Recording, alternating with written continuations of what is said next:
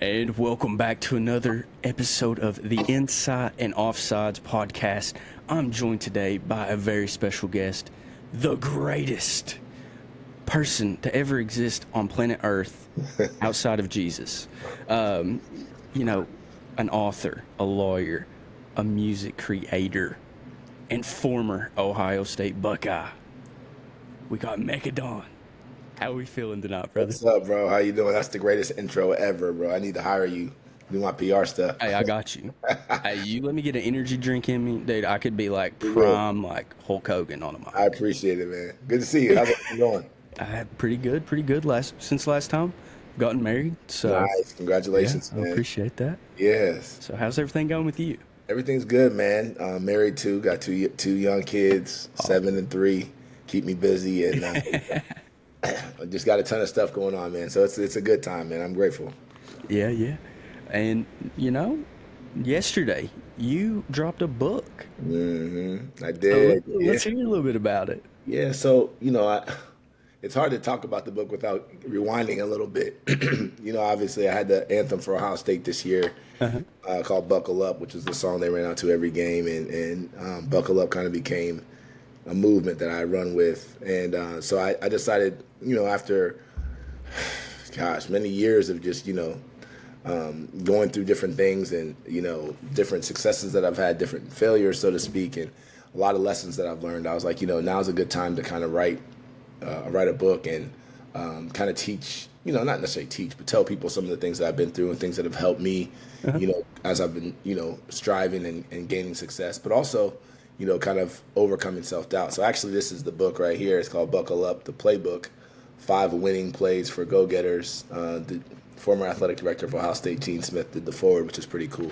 That's awesome. It's basically 5 plays in here, 5 plays or 5 things that kind of helped me as I've, strive to be great and things that have helped me kind of, navigate, like I said, this crazy world and navigate self-doubt and some tips that I think have been really, really helpful along the way. So super excited about it. Like you said, it came out on Amazon yesterday, and it's been a whirlwind since then. That's awesome. That's awesome, man. And then I believe is it next Monday? Yes, sir. It's a documentary, correct? Yeah. So, That's so awesome. Back to the Buckle Up moment, before the season started, I had decided that I was going to do an anthem for the Buckeyes again. Last time I had done one was probably like a decade ago. And, people have been asking me to do one for many years, but I just, I didn't feel it, honestly. And so as a creator, you want to feel it and, you want to be inspired naturally. And, going into the off season and really after spring, I started to really look at the team and I said, wow, this is different. You got a whole bunch of seniors that came back that could have gone to the league and could have gone early, right? First couple of rounds. You have obviously Jeremiah Smith and some young guys, and you had transfers coming in, Caleb Downs and Quinshawn and, Chip Kelly. And I was like, wow, this team really could do it this year. And not just because of the talent, but also we had the angst, we had the hunger, we had the, losses to the team up north. We had a lot of that was really brewing. And so I was like, you know what? I think this could be the year. I think we could actually turn this year into something. And so I wanted to give Buckeye fans something to kind of rally around. And so I came up with the song called Buckle Up. And basically it was, it's a play on words a little bit with, double entendre with the word buck and Buckeyes. And yeah, but also just, let's go, buckle up. We're going for a ride. And so as that song got released in the summer and, Ohio State's video department, Ethan Miller, super talented guy, did the video for it. It started to kind of explode in the summer. And then we ended up doing a merchandise deal with Ohio State Team Shop and selling Buckle Up Ohio State merchandise. And I was sold in the stadium. And so me and my team decided we need to do a documentary on this Buckle Up movement, before the season even started. And we thought it'd be really, really cool to just kind of capture the energy. And that song blew up, and I ended up performing it on Fox Big Noon Kickoff Live, which was crazy, and so it really, really blew up. So that was really amazing. But we also thought, that would be dope just to do the documentary regardless. But if we go on and win the national championship, oh my gosh, now you're really smoking. And lo and behold, man, we went on and did it, and that was just icing on the craziest cake. So anyway, we had the full season documentary that, followed kind of the movement of Buckle Up, but also followed the path of Ohio State. We got a couple players from that team in the documentary as well, Lathan Ransom and Denzel Burke, who are now off in the NFL now. But so we got their perspective as well, like on the season and, you know, kind of what they went through. What was it like in the locker room after the Michigan game, and, you know, faith and how important faith was to the team and all these different things. So it's like two parallel stories in one, the documentary. It's my story, kind of how I, you know, grinded and got myself to national prominence, so to speak, and then also kind of Ohio State story at the same time. And, you know, they went through their trials and tribulations and then triumphed at the end as well. So that's coming out on Monday on my YouTube. YouTube.com/Mekka Don Music. Buckle Up, the soundtrack of Champions is the official title. Super, super excited for that. That's awesome, man. Yeah. And, you know, Buckeye Nation's going to have you dropping an anthem every year now, right? That's the thing, man. It's like everybody's like, yo, when are you dropping the next one? I'm like, nah. I don't want that pressure, man. Don't try to pressure me, because last time I did it, 2014, Juice, that was the big one, and we won the national championship that year. So I'm like, oh my god, they're gonna be beating down your door and be like, they you got they it. already are. Trust me. Yesterday I was on Good Day Columbus. That's literally one of the questions that the host asked. Was like, yo, when's the next joint? I was like, oh god, here we go. But I love it. It's been fun. It's been fun. Oh, but that's awesome. Like, you know, coincidence or not, like the timing. That's just awesome. Yeah, it worked out like a fairy tale, to be honest, because, you know, you're just like catching lightning in a bottle, you know, and, you know, for an artist, I don't care who you are, like, it's a big deal to kind of get that type of look where you're, for Ohio State, I mean, that's like one of the biggest, you know, programs in the country, obviously, in any sport. And then Fox Big Noon Kickoff, I mean, like, the week before me was DJ Khaled was the performer, the week before that was Offset, and the week before that was Moneybagg Yo. That's awesome. And I think the week after me was like the Black Keys. I mean, it was like, so to even be thrown in kind of that lineup and get that type of look and love based on that, you know, that song, I mean, that was just like, it was a crazy experience. That's awesome. Yeah. And, you know, like, going into, like, you know, winning a championship like that, everybody's like, when they hear it, like, in their, like, playlist mix, like, they're in the gym or they're just cruising down the road and they get that, they're going to get that tingling feeling just thinking about that championship. 100%, man. And that's one of the things that's so cool about this, is that it's almost like, you know, obviously the players and the team and the coaches, they get all the credit in the world. But in my own small way, I feel like I was a part of that championship. And, and that's part of the reason why I love the documentary also, because it allows me to kind of tell my story. And, in some ways kind of, you know, cement the story and history as you know, related to something that happened, you know. So 20 years from now, someone could watch it and say, oh my God, you know, this is so cool, you know, so that's awesome. Yeah.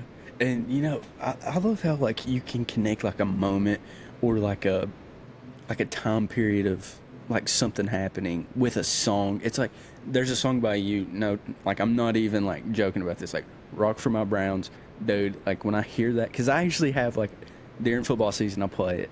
It's like the first song on there. And I just rewind to that 2018 season. Yeah. Like, I just, you know, like, I know the Baker stuff. Like, that season was fun, man. That season was fun. That song was on Hard Knocks. Yeah. My song, The Rock for My Browns, was on Hard Knocks. And it was like, it was a fun season, man. It was like, you know, we had hope and we had, you know, it was just like, excitement, you know what I mean? And that's all we want. I mean, obviously we want to win and we want to win a Super Bowl, but we want to have hope. And so, that was a fun season. So and coming off like 0-16 and then going into that, and you know, like Hard Knocks, I don't know, I think Hard Knocks like juiced me up a little bit even more for the year, because like you're seeing Baker, you're seeing Tyrod, and like we hadn't seen talent like that in Cleveland in over 2 decades probably. Yeah, that's true, man. That's true. I like both of them too, to be honest. But circling back to the Ohio State Buckeyes, the Ohio State, gotta say it right. Just what was like your favorite moment from last year? Like, what was like that moment that clicked that you were like, all right, this team's gonna do it? You know what? I think that so it was crazy going into the playoffs. I had an international trip booked during the kind of Christmas break. So my flight left the United States at like 7 or 8 o'clock, literally the night that we played Tennessee. So we're all like watching it on the Wi-Fi on the plane, and then it literally cut off at halftime because we were like in the Atlantic. But it was Oh, good. Thank God we had already had a good lead at halftime, so we yeah. were kind of like felt good. And then my flight on the way back from my international trip, I think I was coming back from Paris, connected in Paris. I was in Nigeria and then Paris, was on January 1st, which was the exact time that we were playing Oregon in the Rose Bowl. So I was literally watching that game on the plane as well and only saw parts of it. So it was, which is unusual because if I'm in town, I'm either at the game or I'm definitely watching it, right? Yeah. But the good thing is I was able to go to Texas, and to be honest, the Texas game was the game that scared me the most. I wasn't really nervous going into Tennessee. I wasn't really nervous going into Oregon. The Texas game scared me the most for a couple of reasons. One, the game was in at the Cotton Bowl, right? Mhm. So it's basically like in their backyard. Yeah. And then also I just felt like they were they have a ton of talent, as you could see from their team. Their draft and then what their draft will be like next year. They got a ton of talent. Yeah. And also I thought the beatdown of Oregon, the way it happened could lend to, maybe guys being overconfident or you know what I mean, like that type Yeah. of Taking thing. plays off. The way we beat them, right? But then I started thinking, I was like, nah, this team's not like that, right? These guys are on Mhm. a mission. But I think the moment that was really crazy was when Jack Sawyer sacked Quinn Ewers Uh, and returned that ball for a touchdown. The stadium, because I was there, and the stadium went nuts. It was crazy yeah. loud, and we're jumping around, and fans are like just chest bumping each other. People had never seen each other, but you got Ohio State on them chest bumping. Yeah. And it was like I let actual tears in my eyes as it happened because for a couple of things, it was like literally a fairy tale. Because Jack Sawyer made a big play, and if you're not an Ohio State fan, you may not know this, but he made a big interception towards the end of the Michigan game Uh-huh. that really should have given us a chance to go down and win. And when he did that, we all thought, okay, now we're about to go win, and we didn't make it happen. So it was like that was supposed to be his moment, I thought.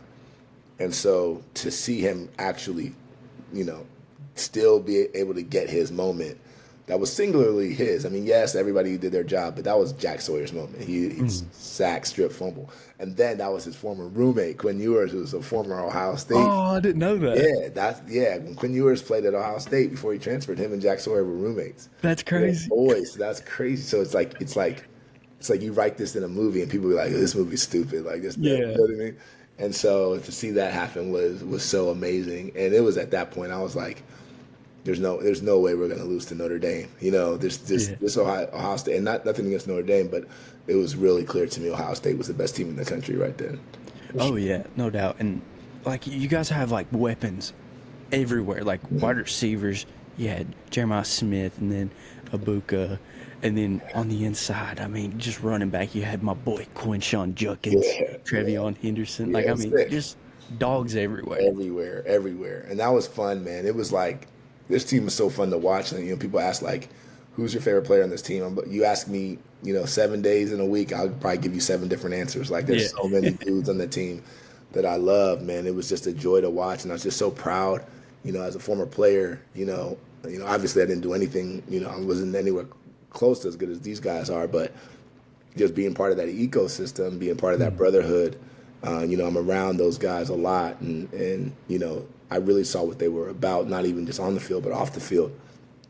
Very unique and very special. And if you think about it, I mean, these guys, you don't hear stories about them getting in trouble, about this isn't Georgia. Guys are getting arrested every 2 weeks. None of that, Yeah. Guys are going to Bible study and doing baptisms on campus. Yeah, going into the year, that was a big thing. Like I would see on TikTok. I think his name's G. Scott. Is that right? Scott, yep. Yeah, I would see a lot about him, and he was talking about like getting his teammates just going to church, and he would show like people getting baptized, and they were locked in. They were so locked in that you had idiots talking about, are they too religious? Do they care too much about? They're not dogs enough if they care. Yeah. You know what I mean? It's like, bro, that's not how life works. You know what I mean? But they were so locked in, and then close as a team. Mm-hmm. And I think every time when I look at the 2014 team that won the championship, same thing. They're super close. 2002 team, super close. And that's true in probably with any team in any championship, not just Ohio State.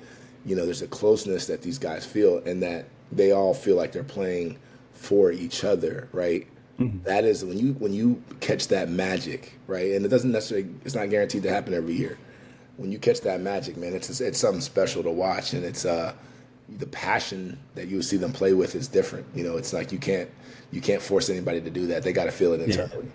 Yeah. I feel like a lot of like championship teams, they have to have like a certain hunger to it. Like they have to hit that low to know what it feels like and be like, I never want to like feel that again. I think it's that, and or it is some type of doubt, like maybe the media saying, they're not that good, or even though you're winning consistently and winning, you don't feel like you're being respected, or you just kind of create your own narratives, right? Yeah. Press clipping, somebody says something slick on social media, next thing you know, it's blown up in the locker room like 60 feet so everyone can see, and it's like some BS thing now is taken out of context. They needed whatever they could.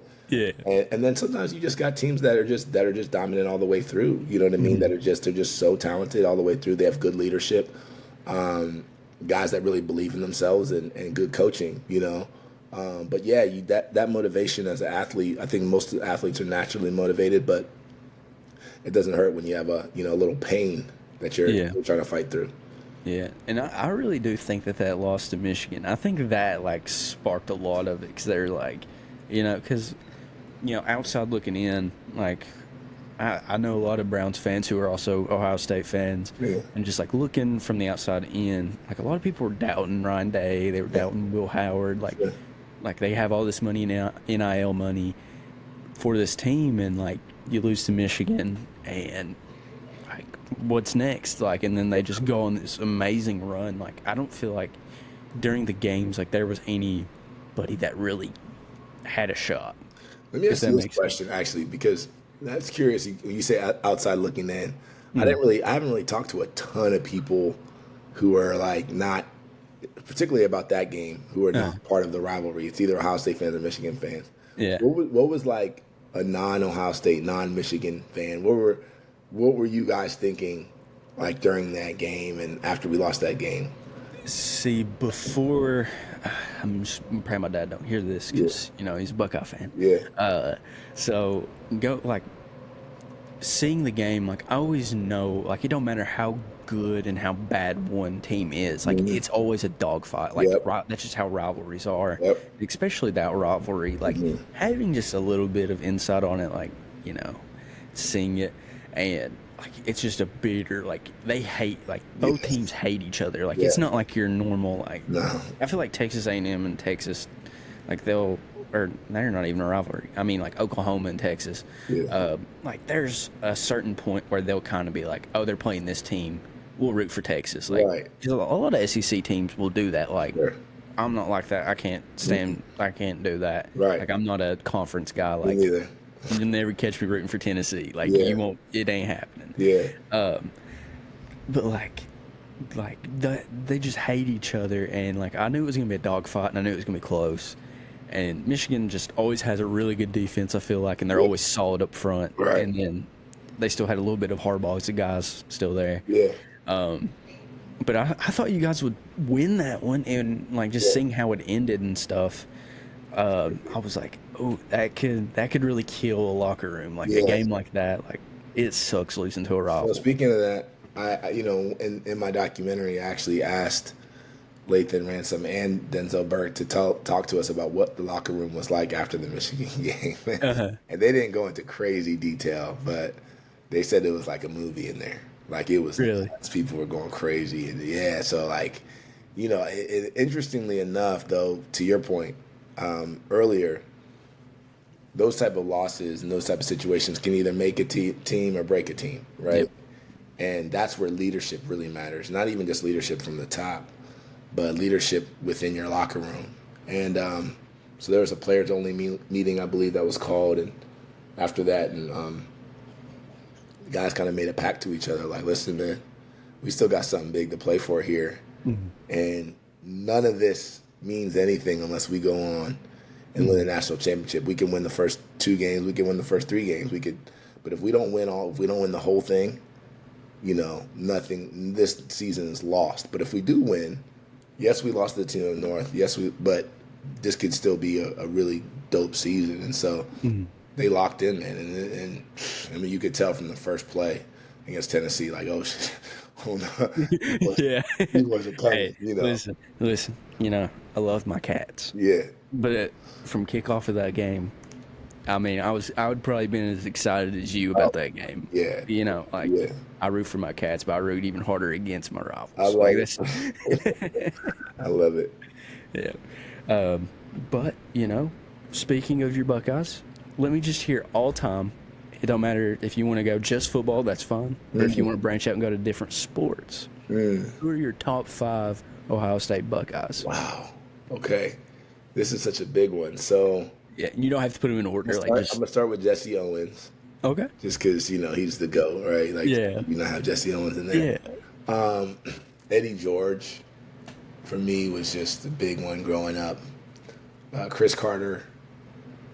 Yeah. I'm going to throw a basketball guy in there, Jimmy Jackson. Probably before your time, but he was a He was legend. a shooting guard, right? Yeah. Yeah. For a long time. And then, wow. Man, this is crazy. I would probably go Troy Smith, man. I mean, I you know, I love Zeke too, Ezekiel Elliott, but there's a lot of honorable mention guys. But I'd probably go with those guys. I mean, they, you know, like I said, I could probably name 30 that could probably be in my top 5. But Yeah. those guys are so instrumental and created moments, you know, that I remember vividly. You know, Chris Carter, obviously not Jesse Owens. I wasn't born. And, you know, Archie Griffin should probably be in there. But, you know, I didn't see Archie play. I just, you know, I was too young. I mean, I wasn't even born yet. Too young. So he's obviously, it depends on if you're doing a Mount Rushmore, he's probably going to be on there. But, and then Chris Carter, you know, I was very, very young, but I did get to see him in the NFL for a long time. He and I are actually business partners now. We've been business partners for the last 3 years. So that's, you know, how do I not say him? And then Troy Smith, I mean, that year it was magical, that Heisman year that he won. And then the game that we beat Michigan, we were number 1 versus number 2 that year. And I think we beat them 42-39 or by 3 points. It was a classic game in 2006. So that season was just magical season too, you know. But was he the one that won? I know you guys have a guy that won 2 Heisman. Yeah, that's Archie Griffin. Yeah, Archie. Okay. Yeah. I know it's like a huge time period difference, but I always get him and Troy Smith confused. No, it's all good. No, Archie. And then, you know, the craziest thing about this is if you ask me this question again, probably in 2 or 3 years. Yeah. I mean, Jeremiah Smith has a chance to sneak into that that top 5 because that dude is just. He is, I mean, I've been around football for a long time. Yeah. And I haven't really seen, I mean, obviously Julio Jones is probably the best comp, but I haven't really seen anything like that, really, for real, besides Julio as a freshman. I mean, it's just. Yeah, I mean, right off the rip. Insane. Yeah, and it's not even just, the thing about him that's so amazing is that, first of all, off the field, again, you know, is that he's just a good kid, you know, cares about football, keeps his head down. Stays out of trouble. Not a Hollywood kid. He's very confident. He knows who he is, but he grinds too, you know. Yeah.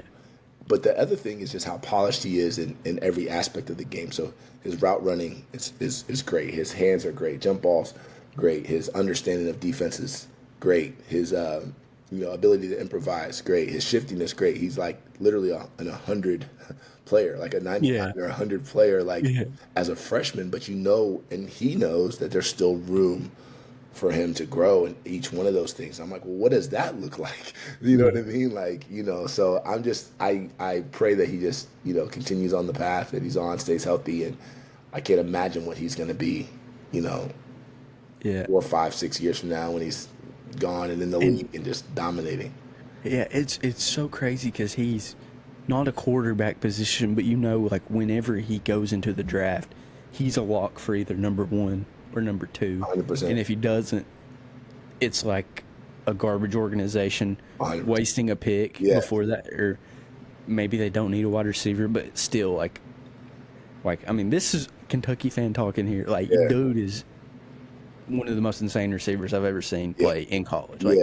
Like, he looks like he could go in. He could have went into the league last year. 100%. 100%. Everybody, NFL players say it. You know what I mean? So it's like, you know, and you try to be if you want to maintain credibility, you try to be a little, try not to say those things, right? Like about players like that. But every once in a while, every generation or so, you got a guy like that you just got to give it up to him, man. He could play. He could play in the league right now. Oh yeah, percent sure of it.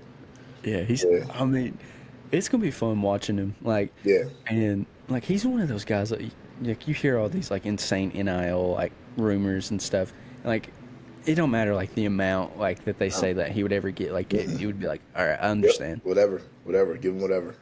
Yeah, just open up the Brinks truck, hand the empty check or the blank check, just like whatever it takes. For sure. But yeah, I mean, yeah, there's a lot of studs coming out of Ohio State. Hopefully, the Browns just keep taking them. Yeah, that's what I want. Hey, listen, I've been high on Quinshon Judkins since before he was even a Buckeye. I was big on him at Ole Miss. Yeah, he's a stud. I mean, he's just the way he reads like the gaps. Yeah, like he'll just so quick. I'm so excited. I mean, it's one of the only things that makes me okay with losing Nick Chubb, right? So, yeah, obviously for a lot of other reasons, and but Quinshon's the man. Yeah, man, that Nick Chubb signing with the Texans, it don't even look right. It don't even look right, man. It really doesn't, and it's like end of an era, you know. Yeah, Nick Chubb, man, he really, excuse me, really held us down. Yeah, for sure, and he was like a pro's pro. Like, you never heard anything bad about him. Was legitimately Batman for the city of Cleveland. Right.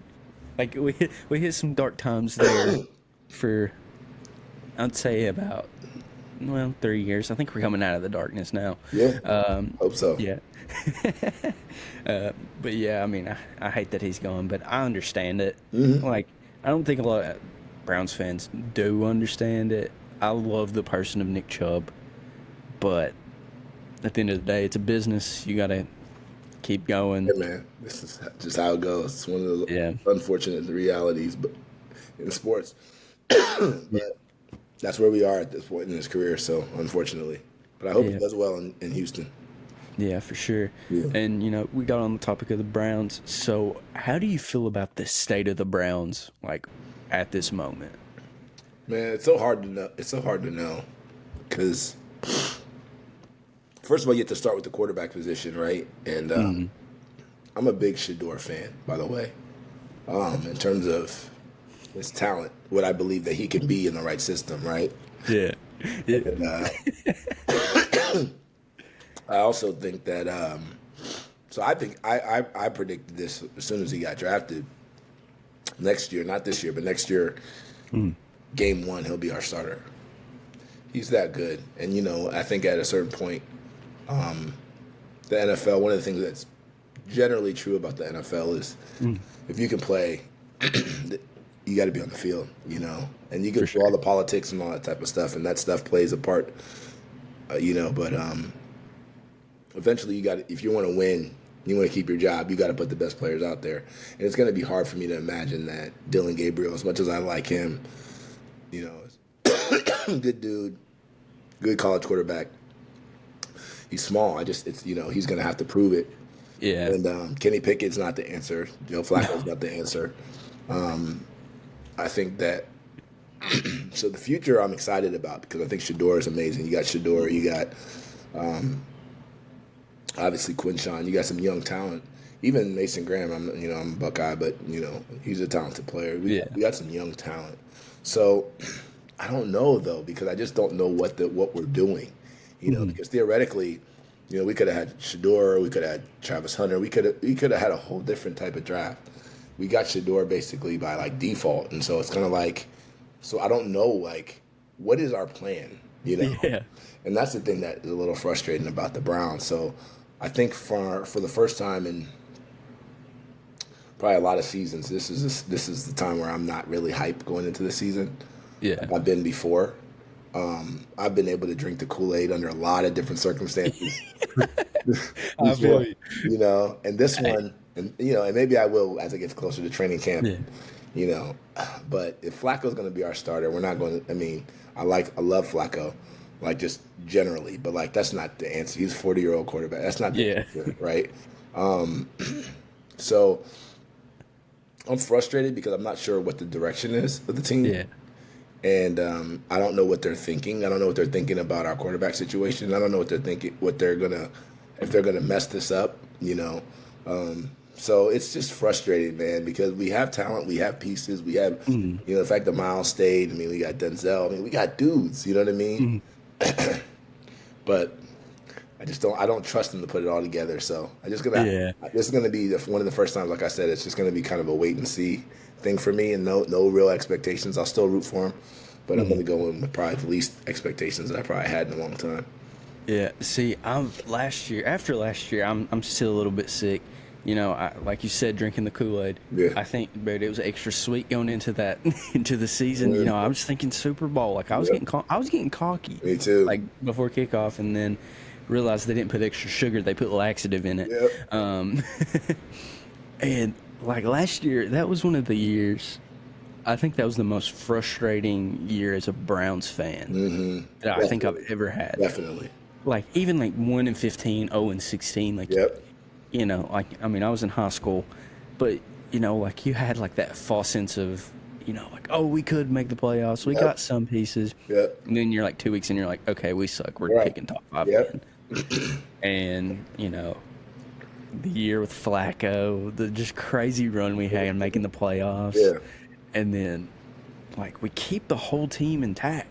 Like, the only person we really lost was Joe Flacco, and then we had Jerry Jeudy. Yeah. We had a few pieces on the defensive line. I thought he was going to be something. I thought I thought that was a steal when we got him, you know? Dog. And I was really thinking, like AFC Championship game or Super Bowl. Like, I mean, I know it's crazy to think about the Browns doing that, but I had this, like, false sense of reality on that. Yeah. And 30-14. How do you feel now going into this season?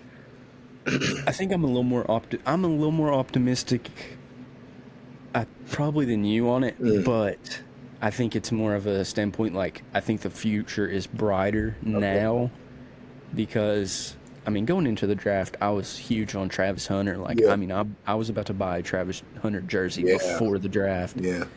And then the trade happens, and then I about lose my crap. Yeah. Like I'm throwing stuff, I'm like hitting the couch. I'm like, what is this garbage franchise?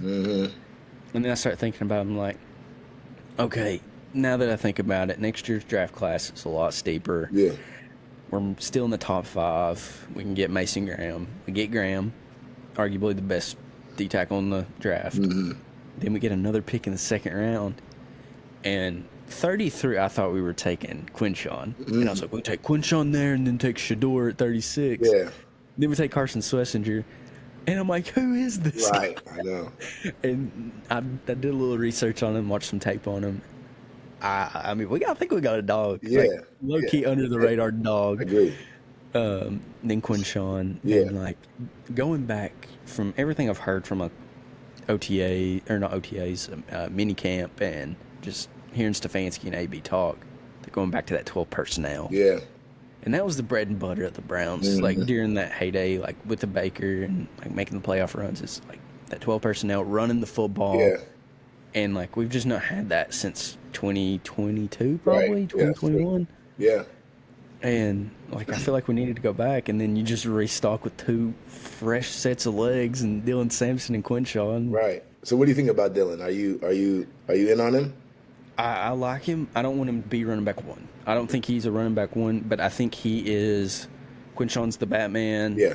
And Sampson's going to be your Robin. I don't know how it'll go this year just because we got Jerome Ford. Yeah. But Jerome's still there. Jerome's still here, right?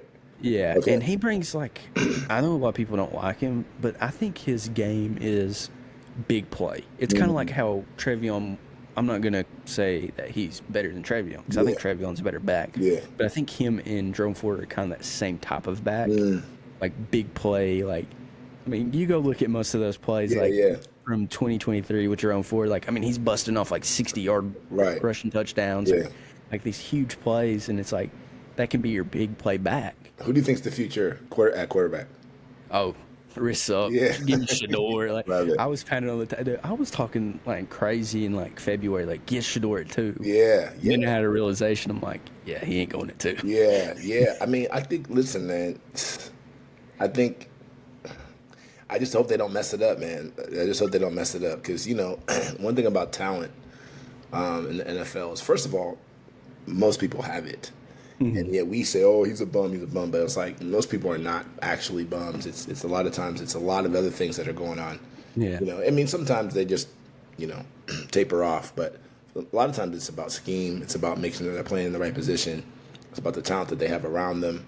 It's about confidence. It's about a lot of other things, right? Like Tom Brady, he would have unlikely been Tom Brady anywhere else in any other situation. And that's not a knock against Tom Brady. It's just the reality of how the sport works, and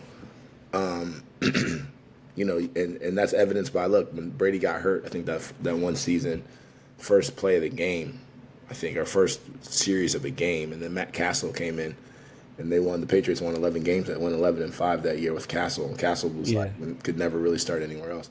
And again, I'm not taking anything away from Brady, it's just an illustration on how this can go. So when I look at Shador goes to the right place, and he's under the right system, and it might be Cleveland, I hope it is. He's going to be a star. It's just, he has that. He has the intangibles. He has the pedigree. He has the skill set. He has the knowledge and understanding of the game. Now it's just about building things around him. It's the same thing with Lamar Jackson in a different way, which is that some organizations were scared to get Lamar because he didn't fit with what they're doing. Well, that's not what you do when you get a player like Lamar. You need to build what you're doing around Lamar's skill set and allow him to be what he can be. Same thing with Josh Allen, right? You got to build around someone like Josh Allen. You can't just try to have them be traditional drop back. That's not what their game is. Yeah. So that's the only thing that worries me about the Browns is that I haven't seen us successfully develop Build around back, in a long time. But I'm a Browns fan, so I'm still hopeful. You know what I mean? Like we never give up. So that's right, dude. Like it's just like the worst relationship ever. yes, And it just constantly beats you down, and then you just like, oh, we got some new players. 100%. I'm back in. 100%. But yeah, I think Shador can be really good, and like you said, it just all really depends on if they build around him. That's it. And the good thing about this year is if Shador does get in there and he just looks awful, and you don't think there's anything there, you've got 2 potentially top 5 draft picks in next year's draft class too. For sure. Yeah. Because they're saying Trevor Lawrence's arm is in a cast right now. Really? Yeah. Don't know how true it is. I just saw a few tweets about it earlier today, and I was like, I mean, I don't like to wish injury on anybody, but if stuff happens, it's what it is. It's what it is. I'm not mad about it. It's what it is. But yeah, so if you had to just throw a number on the amount of wins for this year, like not even like looking at the opponents, just like what would be a successful year for you this year? 7 wins. 7 wins. Yeah, if we could get to 7 wins, I would feel like that's a successful year. But I don't think we get more than 5. And I hate to say that because just like I've never said that before. Yeah. And I'm saying it, and I'm hoping desperately that they prove me wrong. But it's hard to see how the wins are going to come. Yeah. So. And the 2 times I think I've had actual like low expectations for the Browns, it's been the 2 years that they've made the playoffs. Mm-hmm. Right. Exactly. Exactly. That's how it usually goes. Mm-hmm. But speaking of Cleveland, so what do you think the Cavs need to do to get over the hump? That's such a good question, man.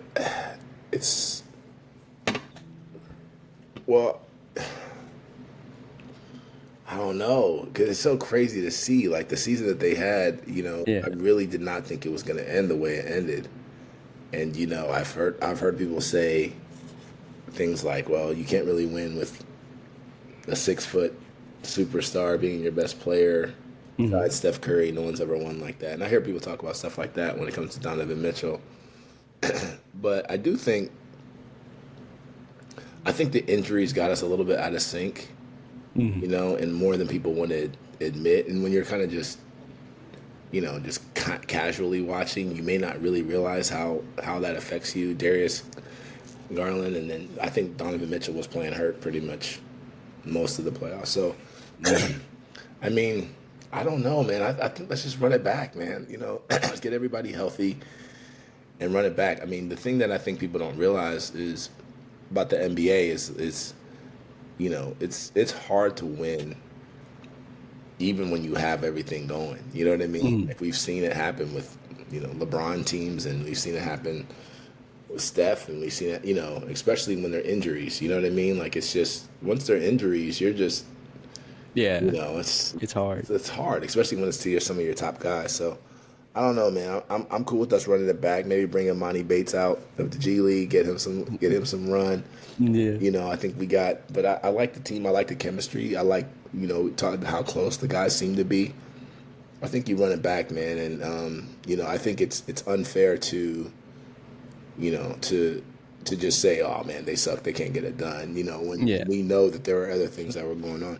But I don't know, man. I don't. It's frustrating the way it ended. So I understand if people want to blow it up and try to, go after Giannis or whatever it is that you want to do. I get all that, but I like that team.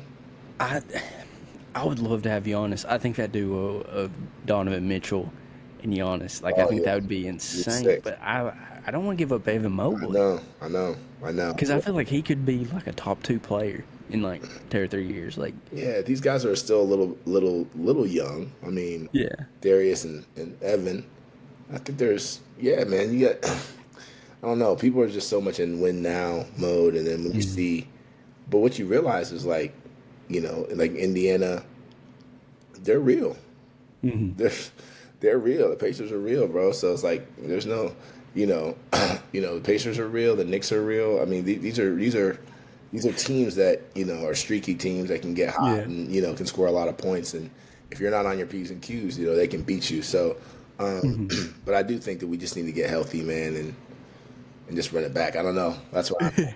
Yeah. So, what do you think about all the discourse about Tyrese Halliburton right now on Twitter? I think the Knicks fans have cracked me up, man. Yeah. Like, I think it's the funniest thing ever. It is pretty funny. I think I actually like Tyrese Halliburton. Yeah. I'm not like a Halliburton hater at all.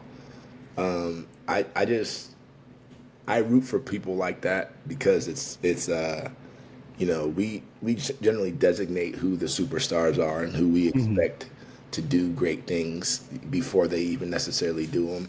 Especially now, people are getting crowned before they even win anything or do anything. Yeah. And he's just one of those guys that's just like always been an underdog. I actually just coincidentally earlier this year watched some like random documentary on him that was just on Netflix or something, just random, or YouTube, just randomly. It was random. Yeah. Got to see like how his whole career, pretty much, he's kind of in college and everything. In high school, he was always been kind of this underdog guy, never respected. And he saw the Sacramento Kings did him, and it was kind of like, I root for those type of players because I think people don't realize how hard it is to, first of all, be in the spotlight and be scrutinized every day with what it is that you do. But then also, when people just have low expectations, like, people just dissing you and talking bad about you all the time. Yeah. And that you have something more to offer than what people are saying. I just love those underdog type stories, So the discourse is funny. Some of the nicknames are hilarious. Yeah. The memes are so they're awful, but it's like you gotta laugh. Yeah, and that's part of what makes sports fun. You know what I mean? So I'm not like a stiff where it's like I'm like, oh, stop it, guys. Like, no, it's funny. Yeah. But I've been rooting for him a little bit too. I can't lie. Yeah. Yeah. And it's kind of crazy. Like, since LeBron has left Cleveland, I feel like the NBA championship every year it's different. It's like so different because like 2018 before, I mean, LeBron's in it every year. Occasionally you'll have like one or two different teams in the West come out and And now it's just like you're getting 2 different teams every year. Yeah. It's like nobody returns back the next year. Some people say that that's not good for the NBA. I think it is good. You know what I mean? I think it's especially when you have, at the end of the day, this is entertainment. You know what I mean? And so as long as it's compelling, then and you got storylines. And really, truthfully, you're almost always going to have storylines when you're talking about playoffs and championships and win or lose scenarios. You're almost always going to have storylines, whether it's the guy that's expected to win or the guy that's not expected to win or the team that's expected to or not. There's going to be storylines. And so, people were saying like, oh, Indiana, OKC is going to be boring finals. No, bro, it's not. It's been pretty entertaining. Exciting. And so, that's I think it's good. I think it's good for the Pacers fans. I think it's good for that state and that city. I think it's good for people to have hope when they go into the season.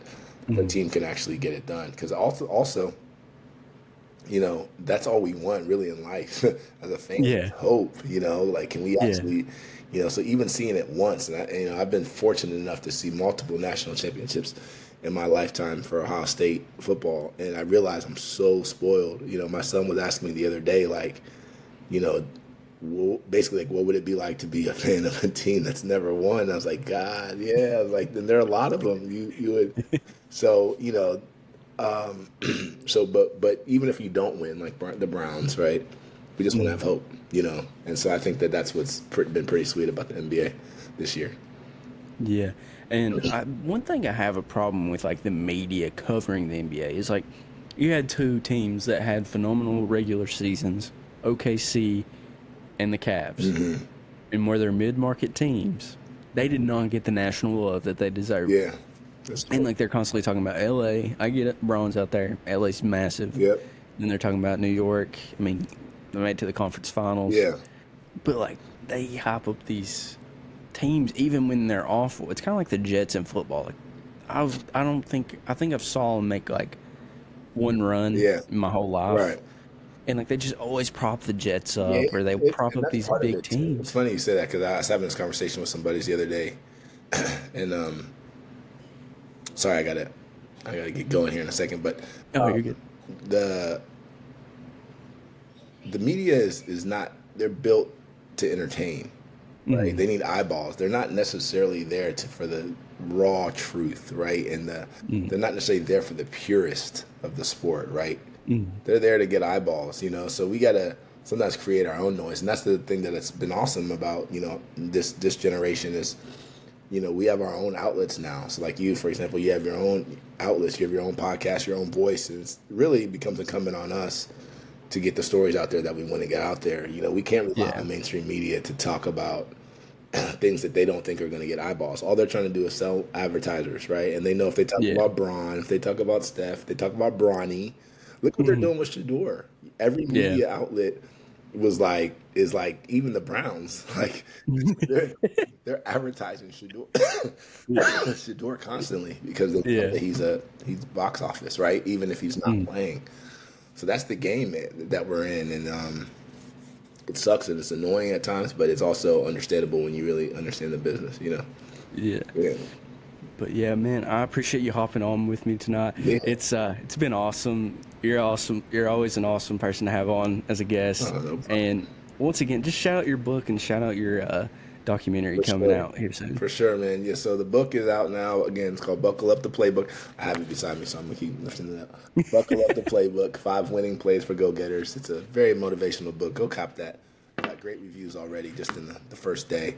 That's on Amazon. And then my documentary, Buckle Up, The Soundtrack of Champions, will be out June 16th on my YouTube. That's youtube.com/Mekka Don Music, MEKKADON Music.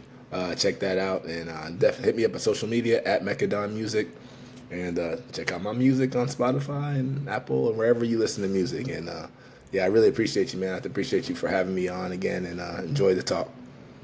Oh, yes, sir. Appreciate you hopping on again, and thank you guys for tuning in, and